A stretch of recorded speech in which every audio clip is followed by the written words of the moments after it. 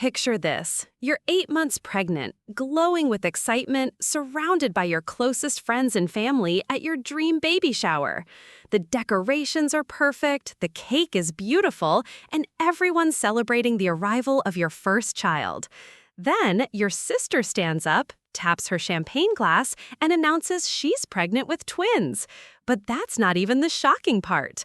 What happened next turned my entire world upside down and revealed a family secret that nobody saw coming. I'd love to know which corner of the globe you're watching from. And if this story speaks to you, make sure to subscribe. Tomorrow's video is one you absolutely can't miss. My name is Nicole Gonzalez, and 6 months ago, I thought I had the perfect life. I was married to my college sweetheart Marcus for 3 years. We'd just bought our first house in Riverside, California, and after 2 years of trying, we finally got pregnant with our miracle baby. Marcus worked as a software engineer at a tech startup, and I was a marketing coordinator for a local nonprofit. Everything seemed to be falling into place. My younger sister Jessica had always been the wild card in our family. At 25, she was 3 years younger than me and lived a completely different lifestyle. While I was settling down, buying matching dinner plates, and planning for the future, Jessica was backpacking through Europe, dating musicians, and changing her career path every 6 months. Don't get me wrong, I loved her adventurous spirit, but we were like oil and water when it came to life choices. Jessica had moved back to California about 8 months before my baby shower, claiming she wanted to be closer to family. She rented a small apartment in downtown Los Angeles, about an hour from us, and started working as a freelance graphic designer. She seemed more settled than usual, which honestly surprised everyone. Our parents, Robert and Maria, were thrilled to have both their daughters in the same state again. The pregnancy had been challenging for me. I'd dealt with severe morning sickness for the first 4 months, and even at 8 months, I was still struggling with exhaustion and swelling. Marcus had been incredibly supportive, taking over most of the household responsibilities and even planning my baby shower when I felt too overwhelmed to handle the details myself. We decided to have the shower at our house since we had a beautiful backyard that Marcus had spent months perfecting. He'd installed string lights, built raised garden beds, and even constructed a small pergola where we planned to set up the gift table. The theme was safari adventure, neutral colors since we decided to keep the baby's gender a surprise. Marcus had ordered adorable elephant and giraffe decorations, and my best friend Amanda Chen had volunteered to make a 3-tier cake shaped like a jungle scene.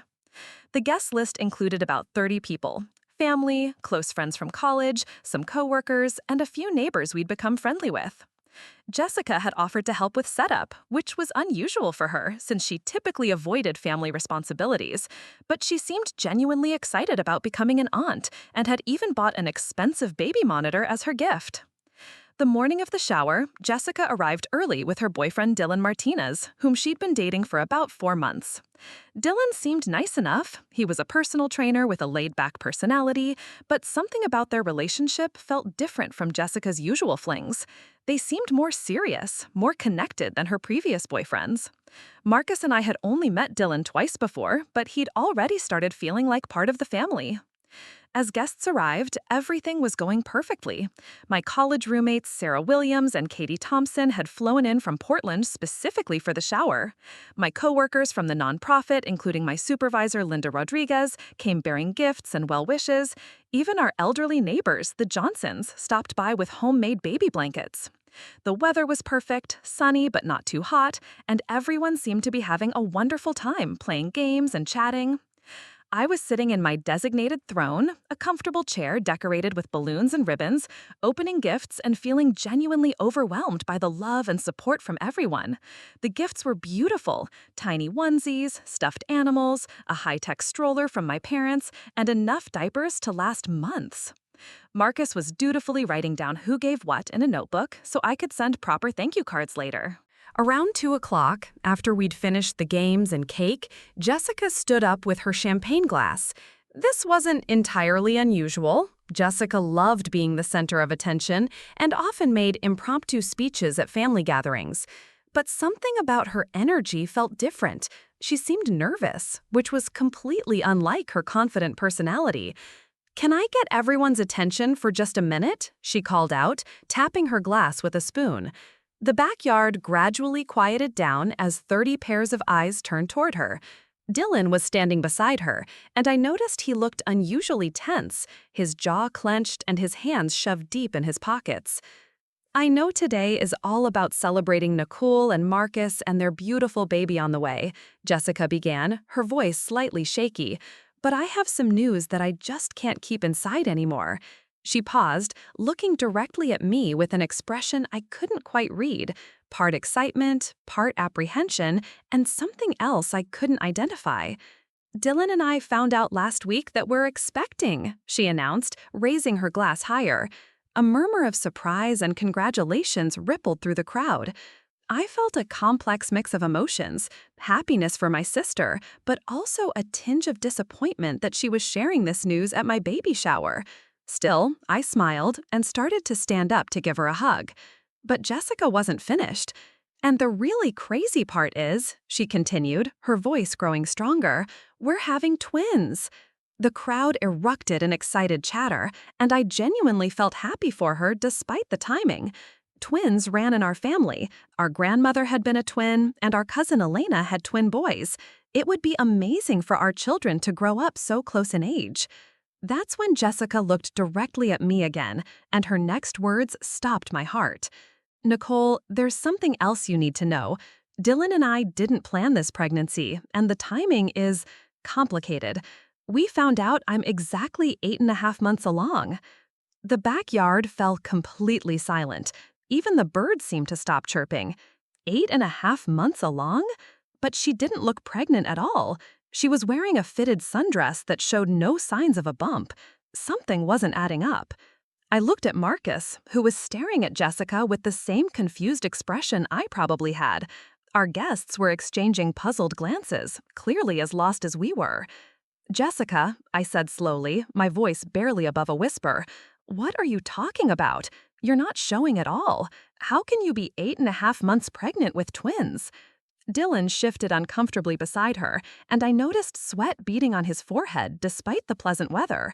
Jessica took a deep breath, looked around the circle of confused faces, and dropped the bomb that would change everything. Because, Nicole, the babies I'm carrying aren't mine. The words hung in the air like a toxic cloud. 30 people stood frozen in my backyard, processing what Jessica had just said. The babies she was carrying weren't hers? My brain struggled to make sense of it. Was she a surrogate? But why announce it this way? And why did Dylan look like he was about to be sick? My mother was the first to break the silence. Jessica, what do you mean the babies aren't yours? Her voice carried that sharp edge I remembered from childhood when one of us was in serious trouble. Jessica's hands were trembling now as she set down her champagne glass on the nearest table. She looked around the circle of shocked faces, her eyes finally settling on mine. I mean, I'm carrying them for someone else. I'm a surrogate mother. Relief flooded through me for exactly 3 seconds. Being a surrogate was actually admirable, helping a couple who couldn't have children of their own. But then the timing hit me like a freight train. 8.5 months pregnant meant she got pregnant in November, which was right around the time she moved back to California. She'd been living this secret for my entire pregnancy. Why didn't you tell us? I asked, still trying to process everything. And why announce it at my baby shower? Dylan finally spoke up, his voice hoarse. Because the couple she's caring for, they're people you know. The sick feeling in my stomach intensified. People we know? My mind raced through possibilities. Was it one of Marcus's coworkers who'd been struggling with infertility? Maybe Amanda Chen and her husband. They'd been trying for over a year. Or perhaps it was someone from the nonprofit where I worked. Jessica's face had gone completely pale. Dylan, maybe we should— No, he interrupted, his voice stronger now.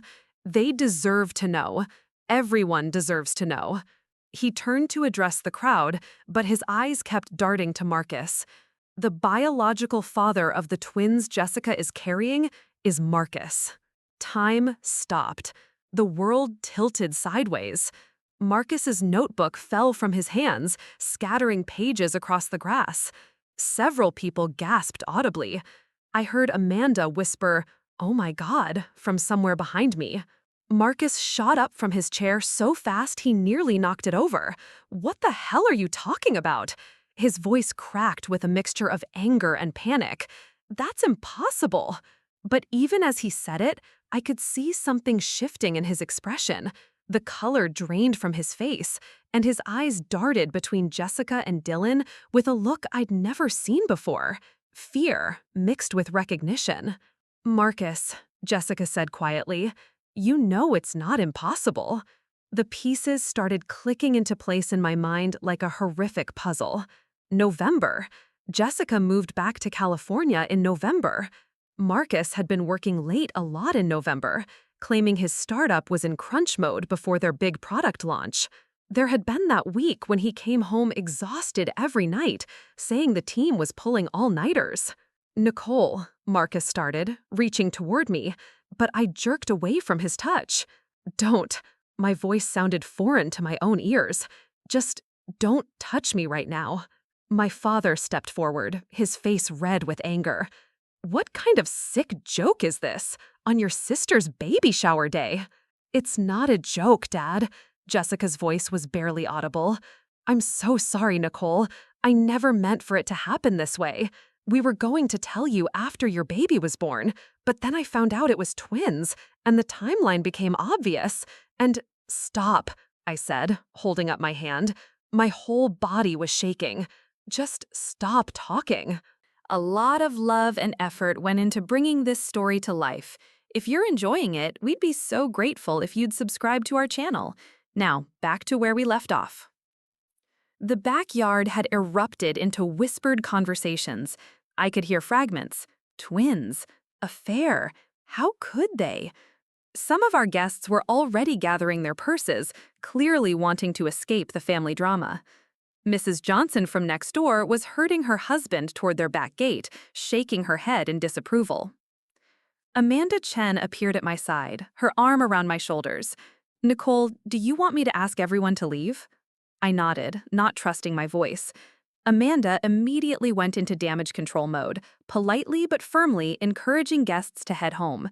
"Family emergency," I heard her saying. "Nicole will call everyone later." Within 10 minutes, the backyard was empty except for immediate family and Dylan. The decorations that had looked so festive an hour ago now seemed mocking. Safari animals grinning down at the wreckage of my marriage. Marcus was pacing back and forth near the pergola, running his hands through his hair.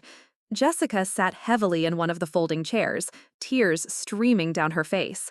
Dylan stood behind her, his hands on her shoulders, looking like he wanted to be anywhere else in the world. My mother was the first to speak once we were alone. "I need someone to explain exactly what happened, from the beginning. No lies, no sugarcoating."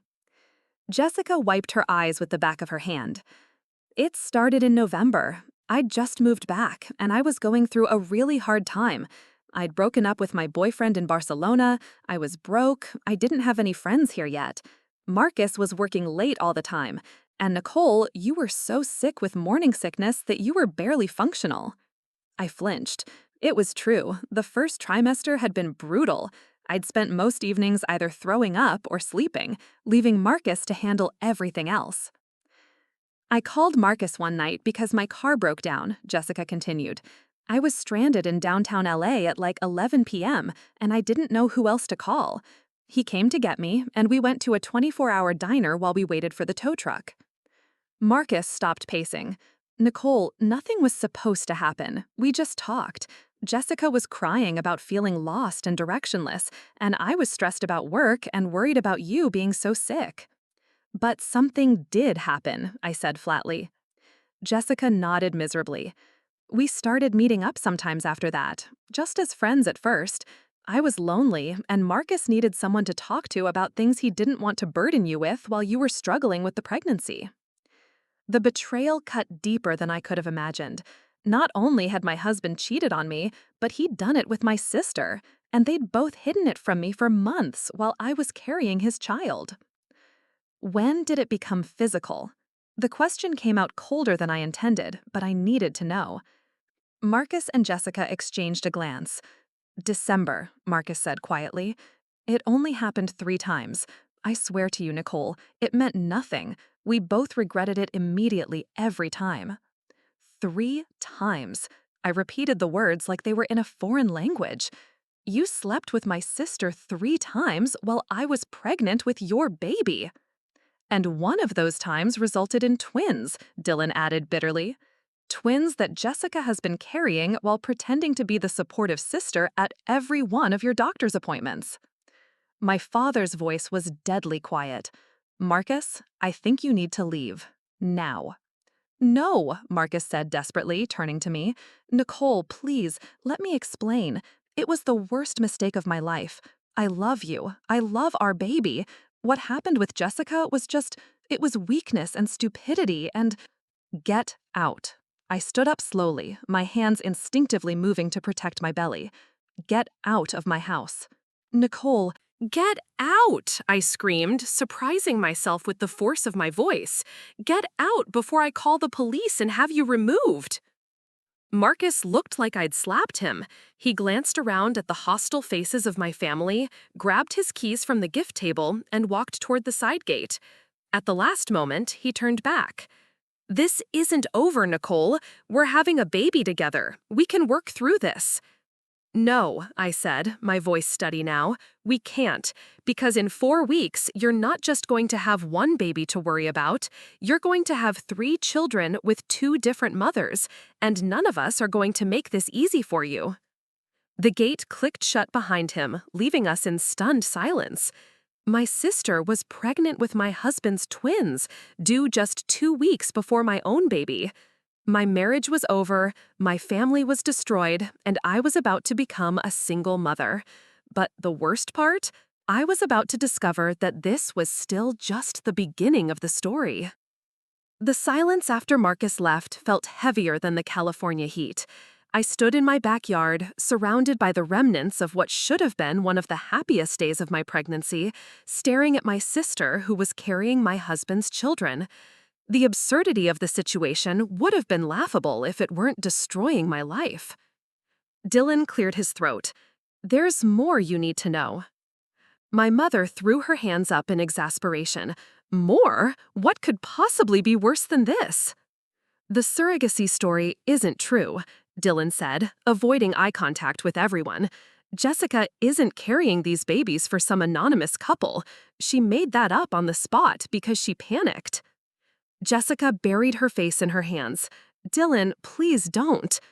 No, Jess, they deserve the truth, all of it. He walked over to the gift table and picked up an abandoned water bottle, taking a long drink before continuing. Jessica found out she was pregnant in January. She'd been ignoring the signs for weeks because her periods have always been irregular. I sank back into my chair, feeling like the ground was shifting beneath me. So you knew about the affair? I figured it out, Dylan said grimly. Jessica and I started dating in December, right after the last time she was with Marcus. She was acting weird, guilty, distracted, crying randomly. When she told me she was pregnant, the timeline didn't add up for us. My father stepped closer to Jessica. You let this boy think he might be the father? I hoped he was, Jessica whispered through her tears. I prayed every night that somehow the timing would work out and they'd be Dylan's babies. But the paternity test results came back last week, Dylan continued.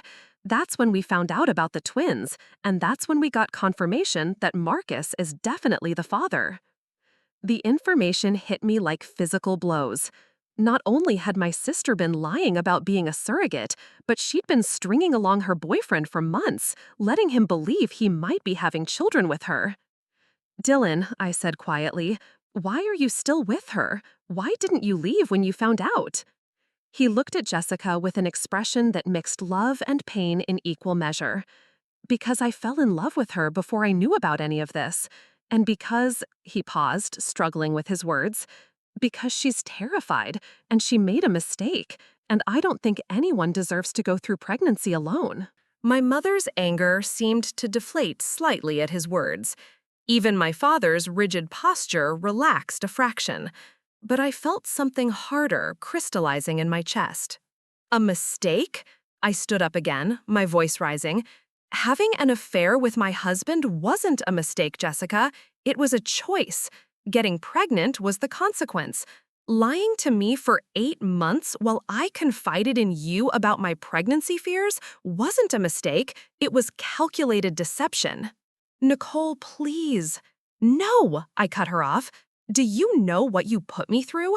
Do you have any idea what these months have been like for me? I called you crying when I had that bleeding scare at 20 weeks. I asked you to come with me to my ultrasound when Marcus had to work. You helped my hand while I worried about being a good mother, and the entire time you were carrying his twins. The words poured out of me like water through a broken dam. You listened to me complain about Marcus working late, knowing exactly where he was and what he was doing. You helped me plan this baby shower, knowing you were going to destroy it. You looked me in the eye every single day and lied. Jessica was sobbing now, her whole body shaking. I wanted to tell you so many times, but I was scared, and then it got too complicated, and I didn't know how. You figured out how today, didn't you? I said bitterly. At my baby shower, in front of 30 people, with some elaborate surrogate story that wasn't even true? My mother moved between us, her hands up like a referee. Everyone needs to calm down. Nicole, you're 8 months pregnant. This stress isn't good for the baby. Don't you dare lecture me about what's good for my baby, I snapped. My baby's father is having twins with my sister. My marriage is over. My family is destroyed. But sure, let me just calm down for the sake of my blood pressure. The outburst left me breathless and dizzy. Amanda, who had been quietly cleaning up the abandoned gifts, rushed over with a chair. Nicole, sit down, you're shaking. As I sank into the chair, Dylan spoke up again. There's something else, about the paternity test. My father threw his hands up. What now? Marcus doesn't know we took it, Dylan said. Jessica wanted to be absolutely certain before this conversation happened. We had to get his DNA without him knowing. I stared at them in disbelief. How did you get Marcus's DNA? Jessica wiped her eyes with a tissue. Remember when you invited us over for dinner 3 weeks ago? I took his coffee mug after he left it on the counter. The lab was able to extract enough DNA from the saliva. Jesus Christ, Jessica. My father rarely swore, but the situation had pushed him beyond his usual boundaries. You've been planning this ambush for weeks. It wasn't an ambush, Jessica protested. We were trying to figure out the right way to tell everyone. But then Nicole kept talking about how perfect everything was and how excited she was about the baby shower. And I couldn't find a moment that didn't seem terrible. So you decided my baby shower was the perfect moment? I asked. Dylan shook his head. That was my fault. I told her we couldn't keep lying anymore. I said either she told you today or I was going to tell you myself. I couldn't watch you be happy about your pregnancy while knowing what was coming. My mother sat down heavily in one of the folding chairs. This is insane. My daughters are going to have babies 2 weeks apart, and they have the same father. And one of my daughters didn't even know until today. The reality of the situation was starting to sink in. In a month, I was going to be a single mother. Jessica would give birth to twins who were my baby's half-siblings. Marcus would have 3 children under the age of 1. The logistics alone were nightmarish. What happens now? I asked, directing the question to no one in particular. Now we figure out how to deal with this mess, my father said grimly. Nicole, you need a lawyer, immediately. Before those babies are born, you need to understand your rights and Marcus's obligations. I already called one, Jessica said quietly. A family law attorney. She specializes in complicated paternity cases. I stared at her. You called a lawyer before you told me? I called her last week, after we got the paternity results. I thought maybe she could help us figure out how to handle everything properly. What did she say? Dylan asked. Jessica took a shaky breath. She said it was going to be complicated. 3 children, 2 mothers, 1 father. She said the custody arrangements alone would be a nightmare, especially since Nicole and Marcus are married and Dylan and I aren't. Wait, I said, a new horror dawning on me. Dylan, are you planning to stay? Are you going to help raise Marcus's children? Dylan looked at Jessica, then back at me. I don't know. We haven't figured that part out yet. Because here's what I'm trying to understand, I continued. You're not married to Jessica. You have no legal claim to these babies. Marcus does. So even if you want to be their father figure, legally, you're nobody to them. The implications hung in the air like a toxic fog. Dylan would be raising children he had no legal rights to, who belonged to a man who had betrayed his wife. Jessica would be a single mother of twins, unless Dylan stayed, in which case she'd be in a relationship built on deception and complicated by another woman's husband being the father of her children. And I would be forever connected to both of them through our children, who would grow up as siblings in the most dysfunctional family arrangement imaginable. The lawyer wants to meet with all of us, Jessica said, together. She says we need to establish boundaries and agreements before the babies are born, or it's going to be chaos. All of us, including Marcus? I asked. Jessica nodded. Especially Marcus. He's the father of all 3 children. Everything has to be decided with his involvement. The thought of sitting in a room with Marcus, Jessica, Dylan, and a lawyer to discuss custody arrangements for children who hadn't even been born yet made me feel sick. But Jessica was right. It was necessary. When? I asked. She has an opening Wednesday morning. I know it's short notice, but I'll be there, I said firmly. And Jessica, after that meeting, I don't want to see you again until after the babies are born. I can't handle having you around right now. Jessica's face crumbled. Nicole, please, I know I messed up, but you're still my sister. I need you. You should have thought about that before you slept with my husband, I replied coldly. You made your choice. Now you get to live with the consequences. As my family filed out of my backyard, leaving behind the ruins of what should have been a celebration, I realized that the hardest part wasn't even the betrayal itself. It was knowing that this drama was far from over. In 1 month, 3 babies would be born, and our lives would become permanently entangled in ways none of us were prepared for.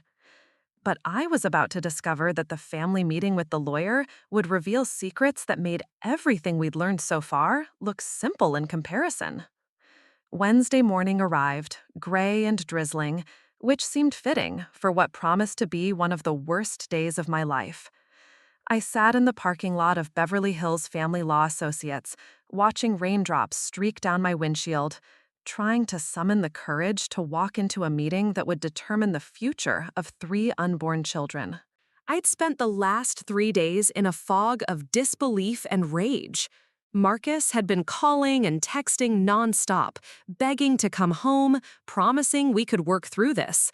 I'd blocked his number after the 15th voicemail. Amanda had moved into my guest room, refusing to leave me alone during what she called the most insane family crisis in recorded history. The law office was exactly what I'd expected, all glass and marble, with abstract art that probably cost more than my car. The receptionist, a polished woman in her 40s, directed us to Conference Room B, where attorney Roberta Martinez was waiting with files spread across a mahogany table that could have seated 12 people. I was the first to arrive, which gave me a few minutes to study the woman who would hopefully help untangle this nightmare. Rebecca Martinez looked to be in her early 50s, with silver-streaked black hair pulled into a neat bun and sharp, dark eyes that missed nothing. She wore a navy blue suit that screamed competence and carried herself with the confidence of someone who'd seen every possible family disaster. "Mrs. Gonzalez," she said, standing to shake my hand, "I want you to know that in 23 years of family law, I've never encountered a situation quite like this one, but we're going to figure it out." Her directness was oddly comforting. At least someone was treating this like a solvable problem instead of a soap opera. Marcus arrived next, looking like he hadn't slept in days. His usually perfect hair was disheveled, his shirt was wrinkled, and he had dark circles under his eyes that made him look 10 years older. He started to approach me, but I held up my hand and pointed to a chair on the opposite side of the table. "Don't," I said, simply. He nodded and sat down without argument. Jessica and Dylan arrived together, both looking nervous and uncomfortable. Jessica was finally showing now. I could see the curve of her belly under her loose-fitting dress. The sight of her pregnant with Marcus's children made my stomach clench, but I forced myself to remain composed. Rebecca waited until everyone was seated before opening the first file. "Before we discuss custody arrangements, I need to understand the full scope of the situation. Jessica, you're currently 36 weeks pregnant with twins, correct?" "Yes," Jessica said quietly. "And Nicole, you're 35 weeks along?" I nodded, unconsciously placing my hand on my belly. My baby kicked in response, as if sensing the tension in the room. "Marcus, you are the biological father of all 3 children?" Marcus cleared his throat. "Yes." Rebecca made notes on her legal pad. "Dylan, what is your relationship to Jessica and your intended involvement with the twins?" Dylan looked uncomfortable. "I'm Jessica's boyfriend. We've been together for 8 months. As for involvement with the twins, we're still figuring that out." "I see. And Nicole, what are your custody expectations regarding your child?" "Full custody," I said without hesitation. Marcus forfeited any rights to be involved in my child's life when he decided to have an affair with my sister. Marcus shot up from his chair. "That's not fair, Nicole. I made a mistake, but I'm still the baby's father. You can't just cut me out." "Sit down, Mr. Gonzalez," Rebecca said calmly but firmly. "Outbursts won't help anyone. And Mrs. Gonzalez, I need to inform you that California family law doesn't work that way. Adultery doesn't terminate parental rights. As the biological father, Marcus is entitled to seek custody or visitation, regardless of the circumstances of his infidelity." The words hit me like ice water. I'd been so focused on the betrayal that I hadn't fully considered the legal realities. Marcus would always be part of my child's life, whether I wanted him there or not. However, Rebecca continued, adultery can be a factor in determining custody arrangements, especially when it demonstrates poor judgment that might affect the child's welfare. She opened another file. "Now, regarding the twins, Jessica, have you and Marcus discussed custody arrangements?" Jessica shook her head. "We haven't discussed anything. This whole situation has been, well, overwhelming." "And Dylan, you mentioned you're still deciding your level of involvement. Can you elaborate?" Dylan ran his hands through his hair. "Look, I love Jessica, but I'm 27 years old. I work as a personal trainer, and I make $30,000 a year. The idea of helping raise twins that aren't biologically mine, who belong to a married man who cheated on his wife with my girlfriend, it's a lot to process." His honesty was brutal but refreshing. At least someone was being realistic about the complications. Rebecca turned to Marcus. "What are your intentions regarding the twins?" Marcus looked around the table, his eyes stopping on me. "I want to be involved in all my children's lives. I know I messed up, but these are my kids. I have a responsibility to them." "And how do you propose to handle having 3 children under 1 year old with 2 different mothers?" Rebecca asked. I don't know yet. I'm hoping Nicole and I can work through our marriage issues." "Not happening," I interrupted. "I've already contacted a divorce attorney." The room fell silent. Even Rebecca looked surprised by my matter-of-fact tone. "You filed for divorce?" Marcus asked, his voice barely above a whisper. "I'm filing tomorrow. Irreconcilable differences and adultery." Jessica started crying again. "Nicole, please don't end your marriage because of what I did. I can move away. I can—" "Stop making this about you," I snapped. "My marriage ended the moment Marcus decided to betray me. You were just the instrument of that betrayal." Rebecca cleared her throat. "Let's focus on the children's welfare. Marcus, what is your financial situation?" "I make $85,000 a year as a software engineer. I have health insurance through my company that covers dependents, and Nicole and I have about $40,000 in savings." That's not enough, Rebecca said bluntly. 3 children in daycare alone will cost you approximately $3,000 a month. Add in diapers, formula, medical expenses, clothing, and basic necessities, and you're looking at close to $5,000 monthly just for childcare expenses. The numbers were staggering. I'd been so focused on the emotional devastation that I hadn't fully considered the financial impossibility of Marcus supporting 3 infants. There's another issue, Rebecca continued, pulling out a different file. Jessica, you mentioned that you're not married to Dylan and you don't have health insurance through an employer. How are you planning to cover the medical expenses for the birth? Jessica looked panicked. I thought maybe Marcus's insurance? Doesn't work that way, Rebecca said. Marcus's insurance covers his legal dependents, his spouse and biological children, but it won't cover the mother of his children if she's not his wife. You're looking at approximately $20,000 to $30,000 in medical bills for a twin birth. Dylan paled. $20,000? We don't have that kind of money. Which brings us to another complication, Rebecca said.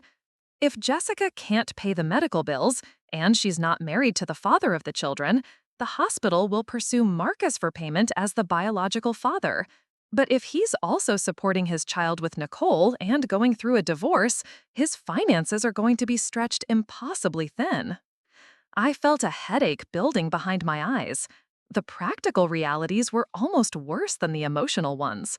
How had none of us thought through these logistics?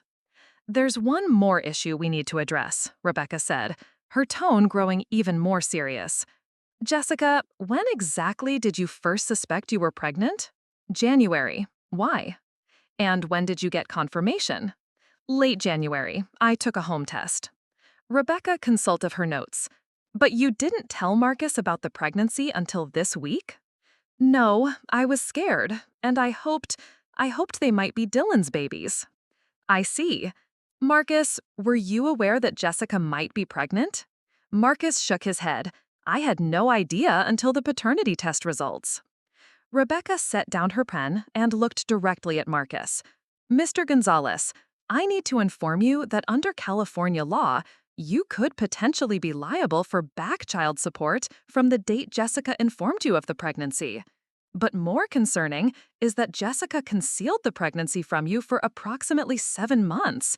This could be seen as intentionally depriving you of your parental rights during crucial months of fetal development. What does that mean? Jessica asked nervously. It means that when this case goes to family court, and it will go to family court, the judge might view your concealment of the pregnancy as evidence of poor judgment regarding the children's welfare. It could affect custody determinations. The room was spinning. Every answer seemed to create 10 new problems. Rebecca closed the files and looked around the table. Here's what I recommend. First, we need to establish paternity legally through court-ordered DNA testing, even though you already have private results. Second, we need to file for emergency custody determinations before the babies are born. Third, Jessica needs to apply for emergency Medicaid to cover the birth expenses. Fourth, we need to establish temporary child support orders immediately. She paused, letting the information sink in. But I have to be honest with all of you. This situation is unprecedented in my experience. 3 children, 2 mothers, 1 father, complicated by adultery, concealed pregnancy, and questionable financial resources. The family court system isn't designed to handle cases in this complex. What are you saying? I asked. I'm saying that the next few weeks are going to determine the trajectory of all your lives for the next 18 years. And based on what I'm seeing here, I don't think any of you are prepared for what's coming. As we filed out of the conference room an hour later with homework assignments that included financial disclosures, custody preference forms, and psychological evaluations, I realized Rebecca was right. We thought we understood how complicated this situation was, but we'd barely scratched the surface. And the worst part? The lawyer had no idea about the secret I discovered the night before, the one that would make everything we discussed completely irrelevant. The secret I discovered Tuesday night sat like a bomb in my chest as I drove home from the lawyer's office. While everyone argued about custody arrangements and medical bills, I knew something that would change everything again. But I needed proof before I could act on it. It had started innocently enough. Unable to sleep, I'd been going through old photos on my laptop, looking for happier memories to distract myself from the nightmare my life had become. I was scrolling through pictures from Marcus's work Christmas party in December when something caught my eye. In one photo, Marcus was standing with his arm around a coworker named Stephanie Walsh from his startup's marketing department. She was laughing at something he'd said, her hand resting on his chest in a way that seemed too familiar, too intimate for colleagues. I'd met Stephanie a few times at company events. She was single, ambitious, and had always been overly friendly with Marcus in a way that made me slightly uncomfortable. But it was the timestamp on the photo that made my blood run cold. December 15th, right in the middle of when Marcus was supposedly having his affair with Jessica. I'd started digging deeper, going through Marcus's laptop while Amanda slept in the guest room. He'd left it behind when I kicked him out, probably too shocked to remember it. His email was still logged in, and what I found made me physically sick. Hotel receipts, not from downtown LA where Jessica lived, but from a boutique hotel in Santa Monica. Dinner reservations for two at expensive restaurants, and most damning of all, a jewelry store receipt from January 14th for a diamond tennis bracelet that cost $3,000, a bracelet I'd never seen. The affair with Jessica hadn't been Marcus's only betrayal. He'd been seeing someone else, too. I'd spent all night Tuesday compiling evidence, screenshotting receipts, and cross-referencing dates. The pattern was clear. While Jessica thought she was having an affair with my husband, Marcus was simultaneously having another affair with his coworker. Now, sitting in my car outside the law office, I pulled out my phone and dialed a number I'd looked up at 3 in the morning. Stephanie Walsh speaking? Stephanie, this is Nicole Gonzalez, Marcus's wife. There was a long pause. Oh, hi Nicole, how are you? I think you know why I'm calling. Another pause, longer this time. I'm not sure what you mean. I found the hotel receipt, Stephanie. I found the jewelry receipt. I know about the affair. I heard her take a sharp breath. Nicole, I think there's been a misunderstanding. December through February, I continued, my voice steady despite the rage building inside me. While I was pregnant with his child and throwing up every morning, my husband was taking you to 5-star hotels and buying you expensive jewelry. There's no misunderstanding here. The silence stretched so long I thought she'd hung up. Finally, she spoke, her voice barely above a whisper. How did you find out? That's not important. What's important is that I need to know something, and I need you to be honest with me. Are you pregnant? What? No. God, no. We were careful. So you admit to the affair? Nicole, please, I never meant for any of this to happen. Marcus said you two were having problems, that you were basically separated. We were not separated, I said through gritted teeth. I was pregnant and sick, and he used that as an excuse to cheat on me with multiple women. Multiple women? Stephanie's voice cracked. What do you mean by multiple women? And there it was. Stephanie had no idea about Jessica, just like Jessica had no idea about Stephanie. Marcus hadn't just betrayed me, he'd been playing 2 other women against each other while they both thought they were his only affair. Stephanie, I need you to meet me somewhere, today. There's something you need to know, and there are some people you need to meet. 2 hours later, I sat in a coffee shop in Manhattan Beach watching Stephanie Walsh walk through the door. She looked exactly like I remembered. Tall, blonde, professionally dressed, and currently pale with anxiety. She spotted me immediately and walked over with the hesitant steps of someone approaching a firing squad. Thank you for coming, I said as she sat down across from me. Nicole, I want you to know that I had no idea you were pregnant. Marcus told me you two were separated and just living together for financial reasons until the divorce was finalized. He lied to you. Just like he lied to me. I slid a manila envelope across the table. There's something else you need to know. You weren't his only affair. Stephanie opened the envelope and pulled out copies of the evidence I've gathered about Jessica. Photos from family dinners where Marcus and Jessica seemed too close, restaurant receipts from their secret meetings, and most damning of all, a copy of the paternity test results showing Marcus as the father of Jessica's twins. I watched the color drain from Stephanie's face as she processed the information. He was seeing your sister, too?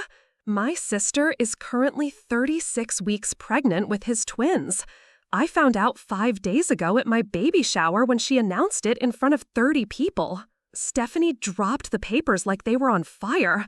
Oh my God, Nicole, I had no idea. He told me, he said you were the only woman he'd ever cheated on, and that was with some random person months before he met me. There's more. I pulled out my phone and showed her the timeline I'd created. Look at these dates.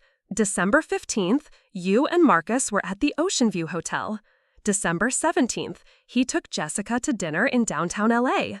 December 22nd, he bought you that bracelet. December 24th, he slept with Jessica for what she believes was the last time. Stephanie stared at the timeline, her hands shaking. Christmas Eve? I remember that night. He told me he couldn't see me because he had family obligations. He was with your sister? Most likely. And Stephanie, based on the conception date for Jessica's twins, she got pregnant either December 22nd or 24th. While you were wearing the bracelet he bought you, he was impregnating my sister. Stephanie put her head in her hands. I feel sick. This is so much worse than I thought. It gets worse.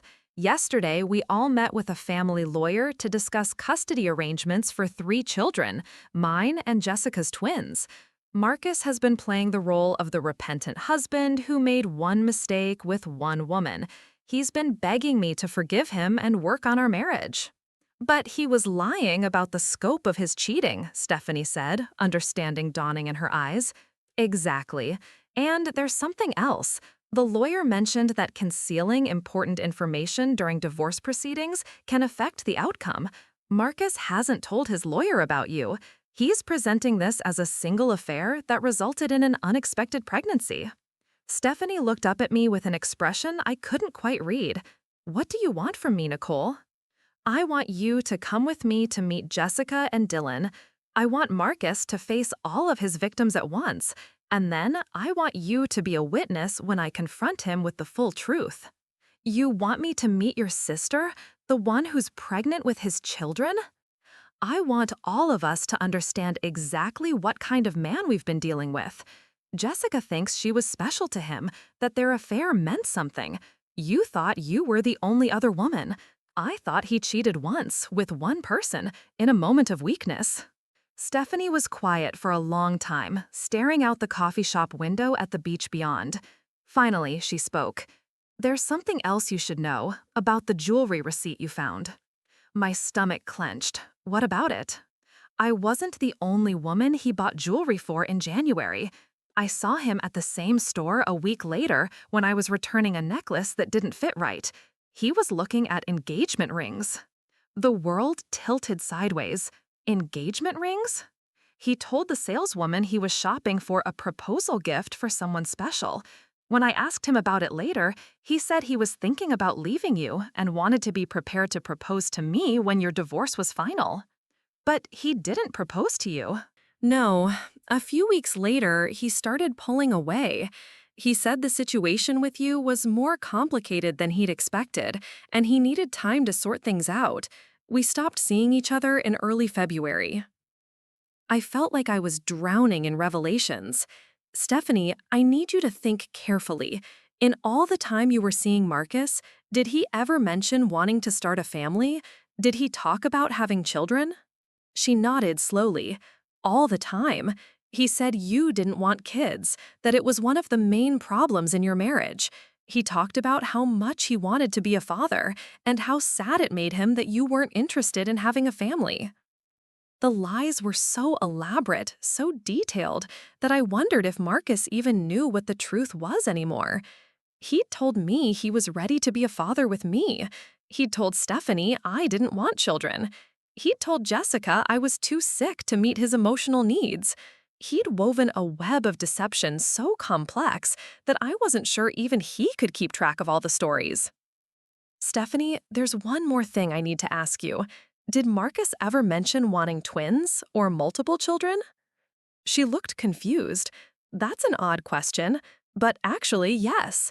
He said his ideal family would be 3 children close together in age. He thought it would be amazing if we could have twins and then another baby right away, so they could all grow up together. My blood ran cold. Marcus hadn't just stumbled into this situation. The man who was now facing 3 children under 1 year old had actually fantasized about exactly this scenario. The only difference was that in his fantasy, they were all with the same woman. Stephanie, I said quietly, I think Marcus orchestrated this entire situation. I think he wanted multiple children, and when I got pregnant, he started hedging his bets with other women to maximize his chances of having the large family he wanted. You think he got Jessica pregnant on purpose? I think he got everyone pregnant on purpose. Me, because I was his wife and it was socially acceptable. Jessica, because she was available and willing. And he was shopping for engagement rings for you because he was planning to propose and get you pregnant too. Stephanie stared at me in horror. You're saying he was trying to build a harem of baby mothers? I'm saying Marcus isn't the victim of circumstance he's pretending to be. I think he's a narcissist who wanted multiple children and manipulated multiple women to get them. As we sat in that coffee shop, surrounded by the evidence of Marcus's elaborate deceptions, I realized that everything I thought I knew about my husband, my marriage, and my family was a lie. But more importantly, I realized that Jessica, Stephanie, and I weren't just victims. We were witnesses to something much darker and more calculated than any of us had imagined. And tomorrow, we were going to confront Marcus with the truth about who he really was.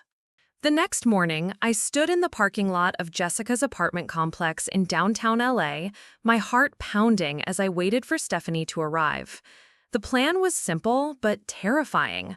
Confront Jessica with the truth about Marcus's other affair, then call Marcus and demand he meet us immediately. 3 pregnant and betrayed women versus 1 manipulative man who thought he could juggle multiple families.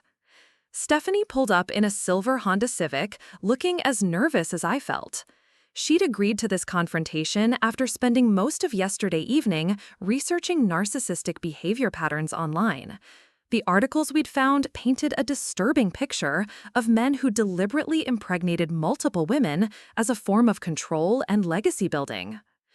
Are you sure about this? Stephanie asked as we walked toward Jessica's building. What if she doesn't believe us? She'll believe us, I said grimly. I have enough evidence to convince anyone. Jessica's apartment was on the 3rd floor of a converted warehouse building. The industrial aesthetic felt oddly appropriate for what was about to be a very ugly conversation. I knocked on the door, hearing Dylan's voice inside asking who it was. It's Nicole, I called out. The door opened to reveal Dylan in sweatpants and a t-shirt, clearly having just woken up. His expression shifted from confusion to concern when he saw Stephanie standing beside me. Nicole, what's going on? Who's this? This is Stephanie Walsh. She works with Marcus. We need to talk to Jessica immediately. Dylan stepped aside reluctantly, and we entered the small studio apartment. Jessica was sitting on the couch in pajamas, her pregnancy making her movements slow and careful. She looked up with puffy eyes, clearly having been crying. Nicole, I'm so glad you're here. I've been thinking about everything, and I want to... She stopped mid-sentence when she noticed Stephanie. Who is she? Jessica, this is Stephanie Walsh. She's Marcus's coworker. I took a deep breath. She's also the other woman Marcus was having an affair with. The silence in the small apartment was deafening. Jessica stared at Stephanie, then at me, then back at Stephanie, her mouth opening and closing without sound. What do you mean, other woman? Dylan asked, his voice tight. Stephanie stepped forward, her hands clasped nervously in front of her. Jessica, I was sorry to meet you under these circumstances. But Marcus and I were having an affair from December through February. I had no idea about you until yesterday. Jessica struggled to stand up from the couch, her face cycling through confusion, disbelief, and growing rage. That's impossible. Marcus told me I was the only person he'd ever cheated with. He said what we had was special, that he'd never felt that way about anyone before. He told me the same thing, Stephanie said quietly. He told me Nicole didn't want children and that they were basically separated. He said I was the only person who understood his desire to be a father. He said Nicole was too sick to meet his emotional needs, Jessica whispered, sinking back onto the couch. He said their marriage was basically over, and he was just waiting for the right time to leave. Dylan moved to sit beside Jessica, his arm around her shoulders. Wait, let me understand this. Marcus was sleeping with both of you at the same time? I pulled out my phone and showed them the timeline I'd created. Not just at the same time, sometimes on the same day. Look at December 22nd. He bought Stephanie a $3,000 bracelet. December 24th, he slept with Jessica and got her pregnant with twins. Jessica stared at the timeline, her breathing becoming rapid and shallow. Christmas Eve. He told me it was going to be the last time because he felt too guilty. He said he needed to try to make his marriage work for the sake of the baby. Meanwhile, Stephanie added, he was telling me that Christmas was complicated because he had to pretend to be happy with Nicole for appearance's sake, but that he was planning to leave her after the new year. Dylan stood up abruptly, pacing the small space. This is insane. He was playing all three of you against each other. It gets worse, I said. Stephanie, tell them about the engagement ring shopping. Stephanie's face flushed with embarrassment. In January, I saw Marcus at a jewelry store looking at engagement rings. He told the saleswoman he was shopping for a proposal gift. When I asked him about it, he said he was planning to propose to me once his divorce was finalized. Jessica made a sound like she'd been punched. Propose? He was going to propose to you? But then he stopped seeing me in February, Stephanie continued. He said the situation with Nicole was more complicated than expected. Because that's when I told him I was pregnant, Jessica said, the pieces clicking together. He couldn't propose to you because he found out he was going to be a father with me. I sat down across from them, feeling the weight of what I was about to reveal. There's something else, something that makes all of this even worse. How could this possibly be worse? Asked. I think Marcus planned all of this. I think he deliberately got multiple women pregnant because he wanted a large family, and he didn't care how many lives he destroyed to get it. Jessica shook her head vehemently.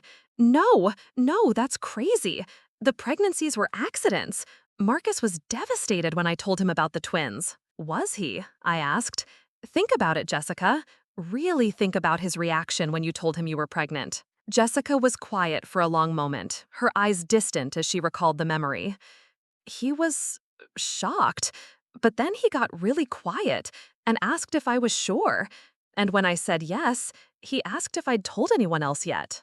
That doesn't sound like devastation, Dylan observed. What did he say when you told him it was twins? Stephanie asked. He asked if twins ran in my family, and when I said yes, he got this strange look on his face, almost like he was pleased. I leaned forward. Jessica, did Marcus ever talk to you about wanting multiple children? All the time. He said Nicole only wanted one child, but he dreamed of having 3 or 4 kids close together in age. He said it was one of their biggest disagreements. He told me the exact same thing, Stephanie said. He said his ideal family was multiple children born within a year or 2 of each other. The apartment fell silent as the implications sank in. Marcus hadn't just cheated, he'd systematically manipulated multiple women to achieve his vision of the perfect family, regardless of the emotional and financial devastation it would cause. Dylan broke the silence. So what do we do now? Now we call Marcus and demand he come here immediately, I said, pulling out my phone. It's time for him to face all 3 of us together. I don't know if I can handle seeing him right now, Jessica said, her voice shaking. You have to, I said firmly, because in 2 weeks you're going to give birth to his children, and if we don't confront him now, he's going to keep manipulating all of us for the next 18 years. I dialed Marcus's number. He answered on the second ring. Nicole, thank God, I've been trying to reach you. We need to talk. We do need to talk, I interrupted. All of us. You need to come to Jessica's apartment right now. Jessica's apartment? Why would I? Because Stephanie Walsh is here, Marcus, and she has some very interesting stories to tell about engagement ring shopping and expensive jewelry. The line went dead silent. I could practically hear Marcus's mind racing, trying to figure out how much we knew and what story he could possibly tell to explain himself. Nicole, I can explain. I'm sure you can. You're very good at explanations. You're very good at telling each of us exactly what we want to hear while doing whatever serves your purposes. I never meant for any of this to happen. You have 30 minutes to get here, Marcus. If you're not here in 30 minutes, we're calling your parents, your boss, and anyone else who needs to know what kind of man you really are. Nicole, please don't do anything rash. Think about the baby. I am thinking about the baby. I'm thinking about how I don't want my child to grow up with a father who's a pathological liar and manipulator. 30 minutes, Marcus. Don't make us come find you. I hung up and looked around the room at the 3 people whose lives had been turned upside down by one man's selfish desires. Jessica was crying quietly. Dylan looked like he wanted to punch something, and Stephanie was staring at her hands with an expression of deep shame. He's coming, I announced, and when he gets here, we're going to find out exactly how far his deception goes. As we waited for Marcus to arrive, I realized that this confrontation wasn't just about getting answers. It was about 3 women reclaiming their power from a man who had treated them like pawns in his twisted game of family planning. But I had one more surprise for Marcus, something I'd discovered in his laptop that morning that would prove beyond any doubt that his actions were calculated and deliberate. Something that would make it impossible for him to claim this was all just a series of unfortunate mistakes. The sound of footsteps on the stairs told us our 30 minutes were up. Marcus was about to face the consequences of his actions, and this time he wouldn't be able to charm, lie, or manipulate his way out of the truth. The knock on Jessica's door was soft, hesitant, nothing like the confident Marcus I'd known for 7 years. When Dylan opened it, Marcus stood in the hallway looking like a man walking to his execution. His eyes immediately found me, then moved to Jessica, and finally landed on Stephanie with an expression of pure panic. "Hello, Marcus," Stephanie said coolly, surprised to see me. Marcus stepped into the apartment slowly, as if the floor might collapse beneath him. "I can explain." "Stop," I interrupted, holding up my hand. "Before you say another word, I want you to understand what's about to happen. The 3 women whose lives you've destroyed are going to ask you questions, and you're going to tell us the truth, the whole truth.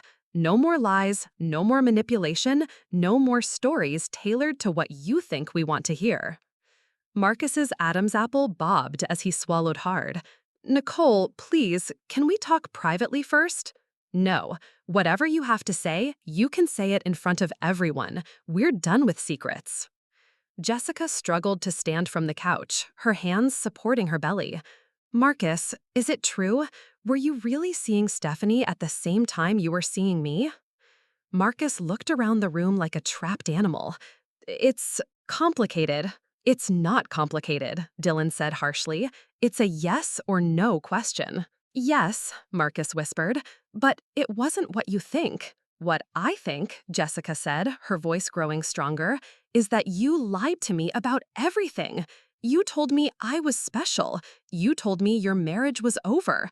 You told me you'd never felt this way about anyone before. You were special. While you were buying another woman's engagement rings," Jessica's voice cracked, "while you were taking her to expensive hotels and spending thousands of dollars on jewelry." Marcus turned to Stephanie with desperate eyes. I never actually proposed. I was confused. I didn't know what I wanted. You knew exactly what you wanted, I said, pulling out my phone, which brings me to the final piece of evidence. I opened my laptop and turned it toward the group. On the screen was Marcus's browser history from 6 months ago, pages and pages of searches that painted a chilling picture of premeditation. How to get multiple women pregnant, I read aloud, maximizing fertility during affairs, legal rights when fathering children with different mothers, paternity law California multiple partners. The color drained from Marcus's face as I continued reading his search history. Pregnancy symptoms early detection, how to convince women not to use birth control, managing multiple relationships simultaneously, and my personal favorite, building large family through strategic partnerships. Stephanie gasped. Strategic partnerships? He researched us like we were business investments. There's more, I said, scrolling down. Narcissistic personality disorder symptoms, how to manipulate emotionally vulnerable women, keeping affairs secret from multiple partners. Jessica sat down heavily, her face pale. He researched how to manipulate us. The searches go back 8 months, I continued, before Jessica moved back to California, before he even met Stephanie. Marcus was planning this entire scenario. Marcus finally found his voice, though it came out as a strangled whisper. You're taking those searches out of context. I was just curious about things. It doesn't mean I planned anything. Really? I clicked to another tab. Then explain this email draft you never sent. I began reading from a document saved on his computer. Subject: Family Planning Strategy. Goal: Establish multiple breeding partnerships to ensure optimal offspring production. Timeline: 12 to 18 months for 3 pregnancies. Budget allocation: $15,000 for relationship maintenance expenses. Risk mitigation: compartmentalize relationships to prevent cross-contamination of information. The silence in the room was absolute. Even Dylan, who had maintained his composure throughout everything, looked physically sick. Breeding partnerships? Stephanie's voice was barely audible. He called us breeding partnerships? Marcus was shaking his head frantically. That's not, it was a thought experiment. I never meant. You never meant to get caught, Jessica said, tears streaming down her face. But you absolutely meant to manipulate 3 women into having your children. The timeline matches perfectly, I said. You researched the plan in March. You started the affair with Jessica in November. You started seeing Stephanie in December. You got me pregnant in May, Jessica pregnant in December, and you were planning to get Stephanie pregnant after proposing to her. Marcus slumped against the wall, all pretense finally gone. I wanted a family, a real family, multiple children close in age. I thought if I could make it work, everyone would be happy eventually. Happy? Dylan stood up, his hands clenched into fists. You thought Jessica would be happy sharing you with 2 other women and their children? You thought I'd be happy discovering my husband was a serial cheater and manipulator? I added, you thought I'd be happy being strung along while you impregnated other women? Stephanie's voice was rising with each word. Marcus looked around the room at the 4 pairs of eyes staring at him with varying degrees of disgust and rage. I never wanted to hurt anyone. I wanted to be a father. I wanted multiple children. I thought I could make it work for everyone. By lying to everyone? Jessica said flatly. By treating us like incubators for your narcissistic fantasy? Marcus tried one last desperate appeal. Nicole, we can still work this out. We can go to counseling. We can rebuild our marriage. Our marriage is over, Marcus. It's been over since the moment you decided to treat me like one component in your sick breeding program. But the baby will be raised by me, without you. I'm filing for divorce tomorrow, and I'm going to fight for full custody based on your demonstrated pattern of manipulation and deception. You can't do that. I have rights. You forfeited your rights when you decided to father 3 children with 2 different women while lying to all of us about your intentions, I said. Stephanie stood up, grabbing her purse. I'm done listening to this. Marcus, I never want to see you again. If you contact me, I'll file a restraining order. She headed for the door, then turned back one last time. And Nicole, Jessica, I'm sorry for my part in this. I had no idea what he was really doing, but I should have questioned his story about your marriage being over. You deserved better, and so did your pregnancies. After Stephanie left, the apartment fell into heavy silence. Marcus stood against the wall, looking smaller and more pathetic than I'd ever seen him. So what happens now? Dylan asked. Now Marcus leaves, I said, and the 3 of us figure out how to move forward. Nicole, please, Marcus started. Leave, now, before I call the police and have you removed for trespassing.